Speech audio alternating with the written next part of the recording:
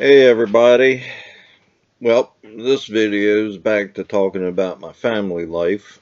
A couple things I forgot to cover on the last one. I get caught up in talking and I don't keep things in any kind of good sequence. My joke about my wife being pregnant was that after she had Joe, because she was 9 months, in other words, 9 months after we got married, she got pregnant, and of course 9 months after she had our first child, she got pregnant in 9 months. I told her, I said, do you realize that you've almost been pregnant half of our marriage? So, and in reality, that was true at the time that she gave birth to Joe, my final child. Another thing I forgot to mention is I said Jennifer's the one that got hurt. She would be the one that would, like, have the catastrophic type accidents, yet walk away a lot of times without a lot of injury. One time we were at the pastor's house, and his driveway was real steep, and then just a short flat area there at the garage, and there was, and why I'm not quite sure, but anyway, you had a 4x4 plank or 6x6 plank down there at the bottom. She took this toy up there that you sit on and you move these two handles and you go moving along, and I can't think of what they called them. It was a rather unique geometry that caused it to move forward when you move these handles back and forth, because it turned the front wheel, which pulled. But anyway, this thing, just put your feet up on it and wiggle it, and away it would go on flat ground. It worked great. What the hell is that called? Anyway, she decides to go riding down the driveway. So she goes up on the top there. Now this is steep. This is not just a shallow incline or decline. And she starts going down the hill. Well, then she realizes she can't put her feet down. The blacktop would just rip them to pieces because she doesn't have any shoes on. We're sitting in the back, so we don't see all this happening. And we're on the deck, and I hear a scream or something, and then I see this cart hit that damn beam, that plank that was sitting there, and here goes this Raggedy Ann doll flying through the air, and I mean, it looked like a doll. And then it comes around, it hits the ground perfectly flat and bounces. And so when they say babies bounce, well, she wasn't a baby, but even children bounce. And then this Raggedy Ann doll starts crying. It's not a doll, of course. It's my daughter. Now, most parents would have freaked out, but me, no. I do get up and I do run over there. At least I can say that I showed some compassion, you might say, some concern. And as soon as I got there, I held her down on the ground, because I'm sure we're going to the hospital with her. She has got to be busted up big time. She's got to have something broken. And so I start trying to calm her down and ask her what's hurting, where she's hurt and all. No, come to find out, actually, she survived this one rather well. I don't know how, but anyway, once I felt like it was safe, I picked her up and I carried her up on the porch. And of course, she's crying, but she's already settling down, and the two women take her inside, and she's got a scrape on an elbow and on her knee, and Besides that, she's seems to be all right. So those are two things I forgot to talk about. Now I'm gonna, since this is actually my autobiography, I'm gonna talk about things, but they're all things that I did with my children. Now this isn't to try to convince you that I'm a good parent. This is just things that I remember doing with them, and I don't know how else to work this in except to sort of make a compilation of just them, just the things I did with them. One of the first things that I got involved in with my children was dancing. I had been convinced that they needed to take up dancing, and I didn't really want to pay for it or anything else because I never had any money. And but one of our in-laws had their daughter going, and not in-laws, but anyway, gee whiz. Brother-in-laws, sister-in-laws took their daughter, and she was just a little bit older than our children, and my two girls looked up to her like nobody's business, and of course she was cute and all that stuff, and so finally I gave in, and we took them to ballet classes, which then turned into jazz classes as well, which then turned into also going to a second studio for classes. And at the second studio, I was approached by the dance instructor, which was a young girl, young woman, and asked if I would like to learn how to dance, and I, of course, said no, I'm not interested. I just sat there, and I'm just sitting here watching them. But they kept bugging me, and I did want to do it. But I mean, that's a girl's thing, for one thing. But I wasn't ever the type that really followed the crowd anyway. And finally, since I like to dance, I mean, when I went out, I would dance. I mean, crazy dance, but it was what I did. I like rock and roll and things like that. So anyway, I finally started dancing. And 6 months after I get started, I'm in my first competition. Now, it was just a talent show, so I wasn't competing necessarily against other dancers. And because they separate you in the age categories, I was in the Over the Hill gang. I was 27 years old when I started, and there was only 3 of us. One was a singer, one was a piano player, and then me dancing to Madonna's Lucky Star. So all I asked is that I didn't come in last. Now, this was a fundraiser, so when they announced that I took second and they gave me the check, I just gave it back to them, and I said, this is a fundraiser, so use it for that. Then the other studio found out that I did that, and they convinced me to start dancing with them, which was a better studio because the lady was a prima ballerina, and she was from Germany, and she was tough, and I liked her a lot. I mean, her and me got along. We didn't believe in being gentle, I didn't believe it with my children. She didn't believe in being gentle with her students.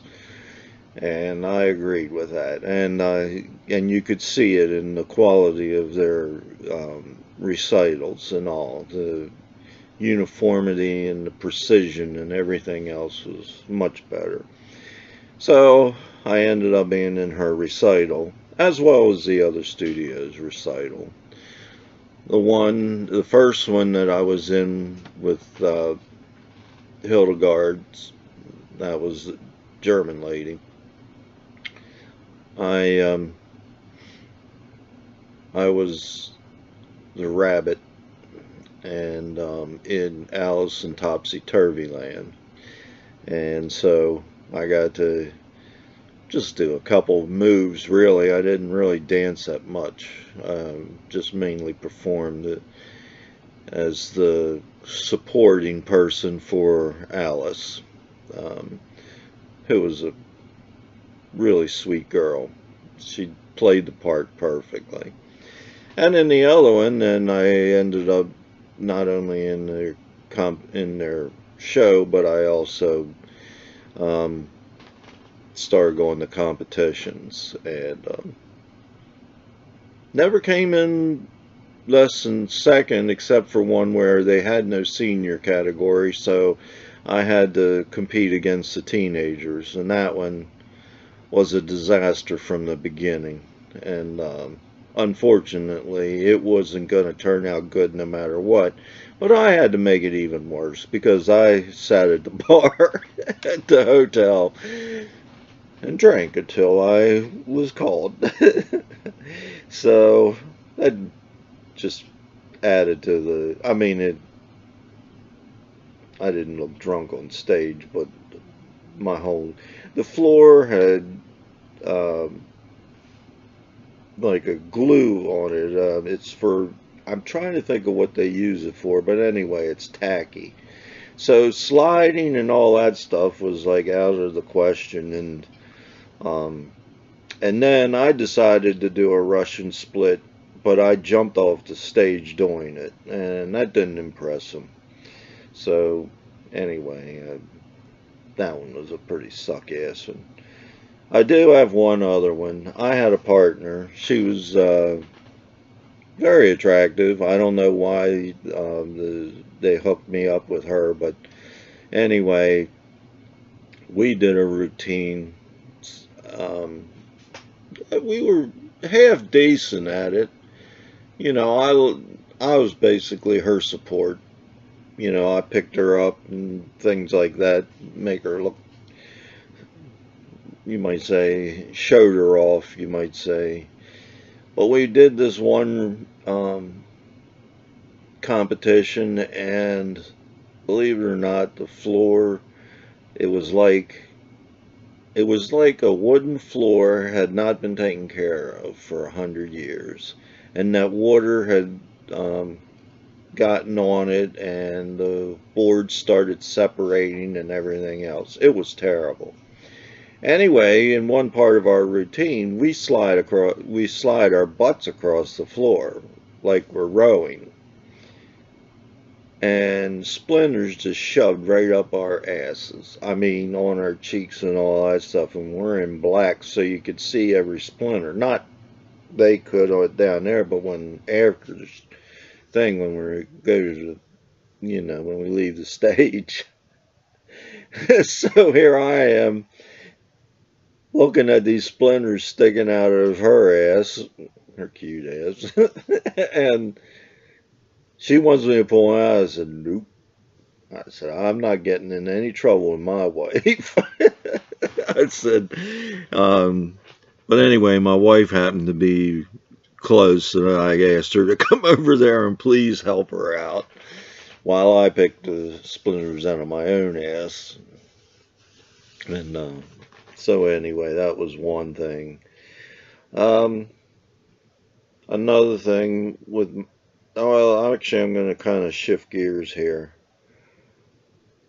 You know, I tried to do things with my son and doing, fishing like that. That was kind of okay. I could kind of deal with the fish, and I and most of the time we just throw them back, so I didn't have to clean them or any of that stuff. All that stuff is gross to me.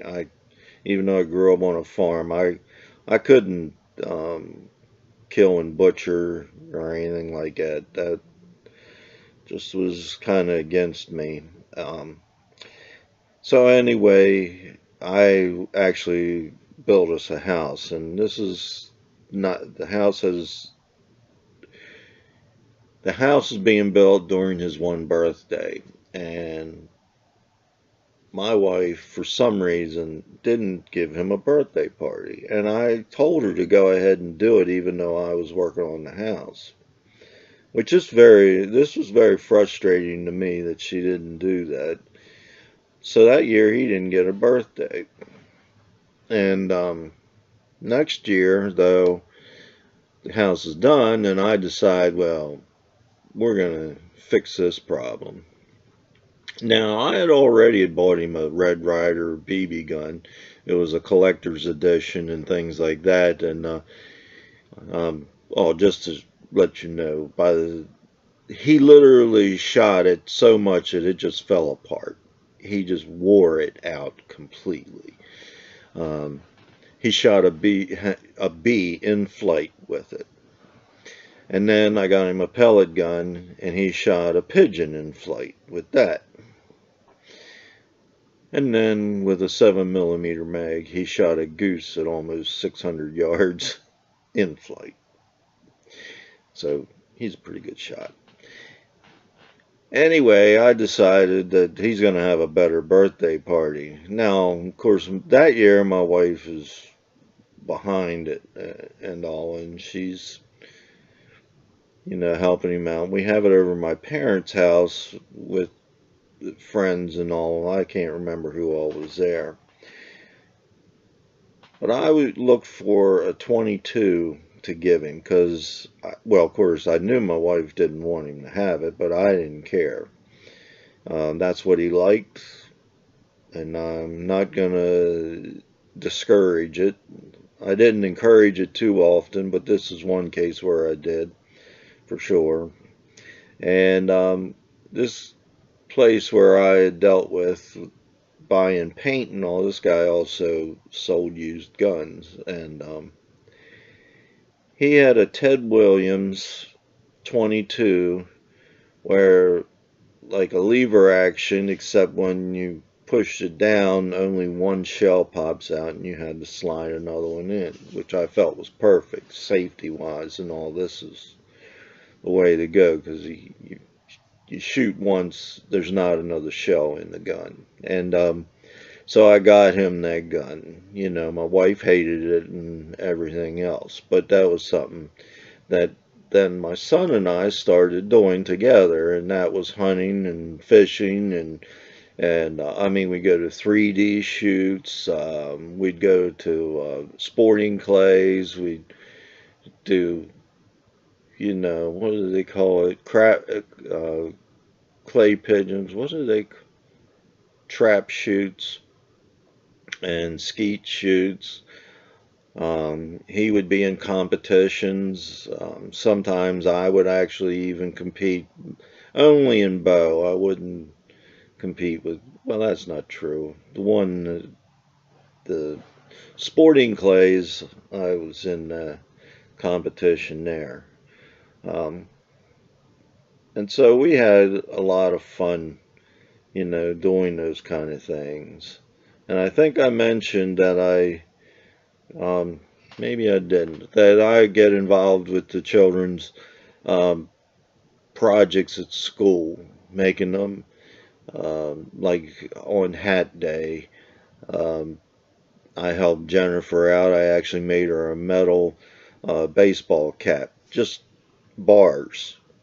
So it gave you the idea of a baseball cap, and I welded symbols on it, geometric shapes and things like that. And then of course if they were in a competition like where you drop the egg and see if you can do it without breaking it, well, I made sure that each one of them weren't going to lose. Their eggs were going to make it. We tested them out and everything else, and made, well, you can go look at one of my videos from design, um, DEI, design engineering ideas, and see about that, because I got into that kind of stuff with them. So I was involved with my children, and I took them to Sunday school and things like that, and actually taught Sunday school. So those are the kind of things I got involved with them. Also, at the same time, I was involved with the church, and I'll end with this story. I believe in Christianity 100%. However, Christian people are no different than anybody else. First off, God accepts us all just as we are. Now, from there, He would like to see some improvement. And you make that improvement because you love Him, not to impress Him. And you're going to find that Christians disappoint you time and time again. They're no different than anybody else. And I found that I got disappointed by the Christians at the church that I went to often. Now, really, I had no right to be judging them, but I was. And I got frustrated many times because I was far more aggressive, and I felt that God, showed us ways for our church to grow and to expand our reach of, helping other people and and showing that Christianity is the way to go, that it truly is real. But a lot of times I was very disappointed that even how people live their lives. Now here I am drinking, so I'm not exactly a perfect example. And although it was not against the rules to drink, certainly I was doing it in excess. But one time they were talking about trying to expand the building, build like a new church, and one of the ideas was to put an addition on the back of the existing church, which was this very cute little church. I mean, it was your traditional country church look, everything. It was great. I loved it, and I didn't want to see it tore down, although they even talked about doing that.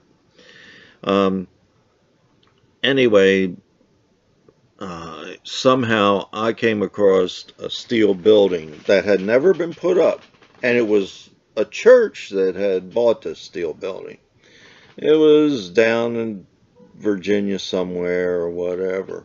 I went down, I took a look at it, I met the people, I had a little experience there. Walked into these people's house, and man, something stunk like terrible.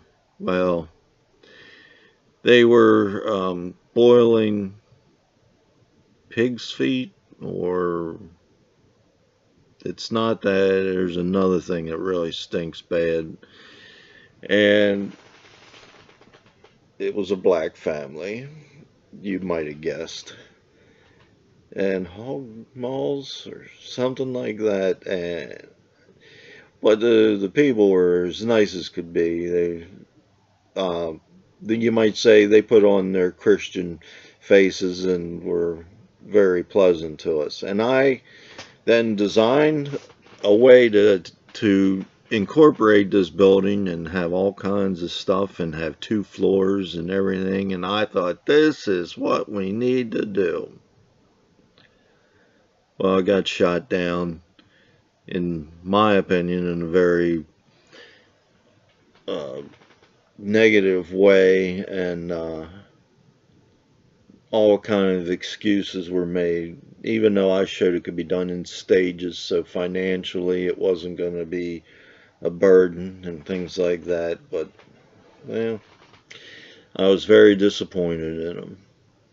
And really, what I came to conclude about that church, even though I was there the whole time my children were growing up, um, it was a church that was just not going to grow. It was good for people who needed milk, but if you were to the point that you were ready for meat, you were going to have to move on to another church. Not that they weren't Christians, and of course, some of them might not have been Christians, which is the case in any church. But, you know, they were just that style of church. And that's good for people who are beginners. But when you want to grow, that wasn't the place to stay. So, with that, talk to you next time.